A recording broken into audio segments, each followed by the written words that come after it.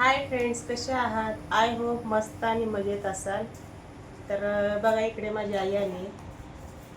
मी जे काल ब्लॉग टाकला होता का, त्यात मी अशी म्हणलेली की मी आता वडील वारल्यापासून जात नाही. तर ते ब्लॉग बघून ही आली बघा मला भेटायला.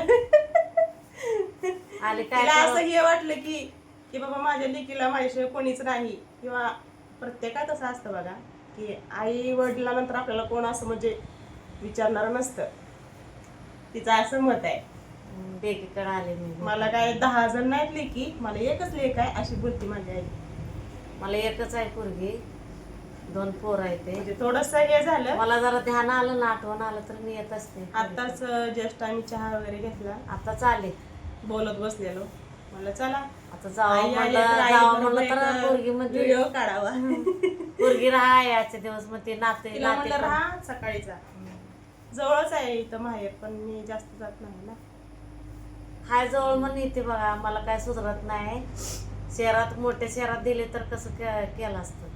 हाय इथं जवळ म्हणून येते. माझे वडील होते ना तेव्हा प्रत्येक सणाला आणि जर रविवारी माझ्याकडे यायचे.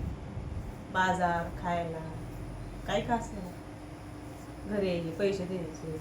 आणि माझे मिस्टर म्हणायचे कशाला किती पैसे, तरी पण म्हणजे त्यांनी असं मला हातात ठेवून जायचे. असं माहेर म्हणजे कसं असतं, आई वडील आहे तोपर्यंत माहेर असतं. आई वडील आहे तोपर्यंत माहेर. भाव भावजे कोण कोणाचं नसतं. जरी भाव आपले असले तरी थोडेसे एखादी भाव त्यात थोडस म्हणजे असं समजून घ्या. प्रत्येकच असं कोण नसतं, पण थोडंसं असतं, वातावरण चेंज होतं. वडील तेव्हा वेगळंच होतं, आता वेगळंच आहे वातावरण घरातलं. असं मी असं बोलायला की ही शांत बसती. काय करावं, ऐकून घ्यावं लागतं लेकीचं. रागीट आहे थोडस. म्हणजे आता आईवर हट्ट करणार, आईवर राग काढणार, कुणावर काढणार? आईवर हट्ट, आईवर राग. बरोबर आहे. आपण समजून घ्यायचं पोरीचं. म्हणजे कालचा ब्लॉग तिनं बघितलाय. आणि आत्ता मगाशी आली बघा 5. लेकरं शाळेतनं येता आलते ना तेव्हा चालेल 4 वाजता आले. तर जवळच आहे. 4:30ला एक 20 रुपये तिकीट असेल, जवळ आहे. त्यामुळे लेकीचं ध्यान झालं असं असतं म्हणलं बघा. जाऊन यावं.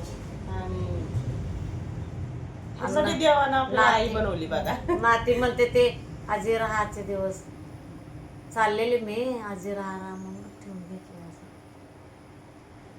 गावाकडं पण मुलं लहान आहे ते पोराचे. नातवंड सांभाळत बसायचं आता. आता हे यावं येतं तर काय करायचं, त्याच्याशी काय नाही. आता नातवंड सांभाळत बसावं लागतं. आता आम्ही पहिल्यासारखी आपली म्हणजे प्रत्येक सणाला बघा, पंचमी, पाडवा, दिवाळी, संक्रांत आणि होळीच्या सणाला पण मला साड्या असायच्या माझ्या वडिलांच्या लग्न झाल्यावर. जे काय असेल ते संक्रांतीला जोडवे करायचे. तुम्हाला सांगते, पंजन घ्यायचे मला, म्हणजे असं. आणि कानातले सोन्याचे पण त्यांनीच मला केलेले, वडिलांनीच. म्हणजे एक 2-3 महिने अगोदरच केलेलं ना. काय नंतर वारले म्हणजे कसे वारले, त्यांचा म्हणजे खूप मोठा मोहोळ रोडला त्यांचा ऍक्सिडेंट झाला होता. असं काय जागेवर पडलं नाही. जाऊ द्या, काहीतरी कॉमेडी काय माझं नुसतं इमोशनल करून टाकले आल्यापासून. त्याच्यामुळे म्हणलं चला आपल्या मम्मी बरोबर एक आठवण म्हणून हा ब्लॉग बनवला. कसं असतं, म्हणजे आईचं जे काळीज असतं ना, ते लेकरांसाठी लय तुटतं. की त्यांना असं वाटतं की 1 दिवस जर नाही ना फोन केला तर ही लगेच मला रिटर्न म्हणजे दुसऱ्या दिवशी सकाळी फोन करणार, मला बाई तू फोन का ना काय नाही केला. तिला करमत नाही मी नाही फोन आला तर जरा बरं वाटतं. चांगली हाय आपली, नवऱ्याच्या घरी सुखी हाय असं वाटतं.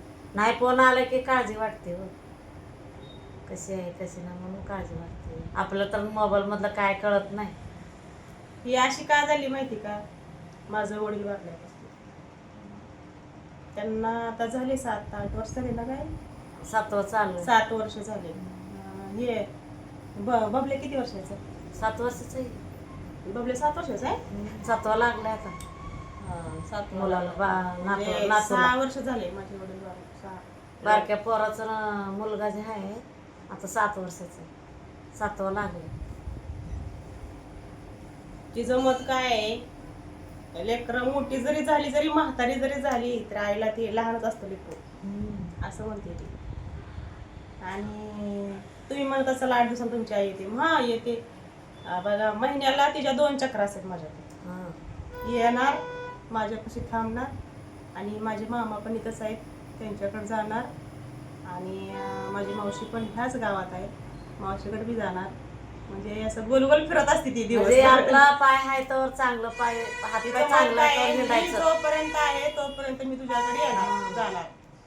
तर माझ्या पाठीमाग आपण काय बघू शकत नाही कसं असं बघा तसं. त्याची म्हणते. आपलं जीवमान आहे तर आपण लेकीकडे येणं जाणं. खूप त्याचं वडील तिच्यावर लय माया होती आती. म्हणजे एकुलते त्यांना बहिणी पण नव्हत्या. माझ्या मालकाला धरून 6 जण होते. त्यांना बहीण नव्हती म्हणून मुलगी एक होती त्यांना ती मुलीवर लय मी ह्यांना एकटीच आहे आणि माझ्या पोटला 3 आहेत बघा. 3 मुले आहेत 3 मुले आहेत मला. पोरीला.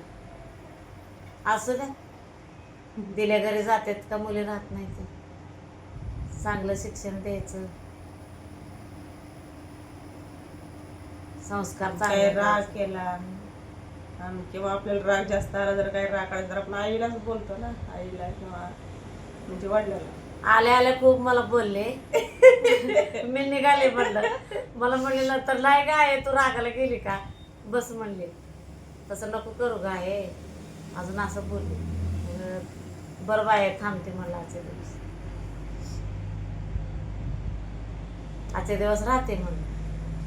सकाळपर्यंत लवकर जाय म्हणले ना आजचे दिवस. तर अजून काय म्हण. राग आहे बोलले काय करावं राग येत आहे. काय ऐकता हिचं तसं रागी काय नाही असं मला. एकदम फ्री राहते मी आणि नशिबाला नवरा पण चांगला भेटला. जावं पण चांगलं आहे. हौशी आहे वडिलांसारखाच माझ्या. जे काय तिकडं पाहिजे आपण नुसतं हे पाहिजे म्हणले की आणून द्या. त्याचं माहेर मध्ये बी काय पण तेवढंच. असू द्या मग कपडे असू द्या साडी असू द्या किंवा काय असू द्या सगळं आणून द्या. माहेर मध्ये बी तेवढा लाड झालाय आणि त्याला नवरा पण त्याच्या नशिबाला चांगला नाही. चला तर मग ब्लॉग लय मोठा व्हायला लागला आपला.